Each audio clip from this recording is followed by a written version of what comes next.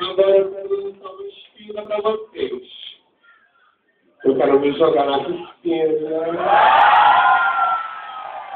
Eu quero piscina comigo. Mas você Brasil, acredito que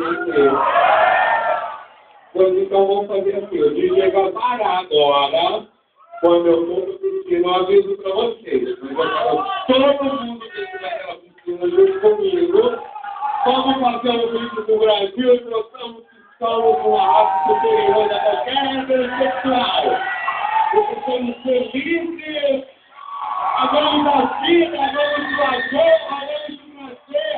Olha, eu encontrei uma coisa aqui, vocês são casais, então, levanta aqui em cima, por favor, vem, quero vocês duas. Sabe por que eu falo isso? Porque a gente não tem que ter vergonha daquilo que nós somos. Somos uma raça superior a qualquer outro. Amamos mais, somos muito mais felizes. Como vocês estão, querido? E você?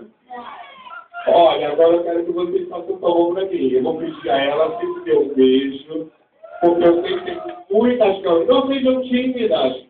Vocês jamais devem ter vergonha daquilo que são. Eu não tenho vergonha daquilo que são. Daquilo que eu sou. Eu não tenho vergonha de tirar a roupa e mostrar que eu tenho 22 centímetros aí nas pernas. Agora, em nome do amor gay, com essas duas pessoas lindas, porque elas são lindas, eu quero que elas dão um beijo e que vocês aplaudam muito. Vai! Vai! E aí? Calma, DJ! Vamos lá! Olha que lindo amor, gente! Vamos dançar! Daqui a pouco vamos pra piscina, hein?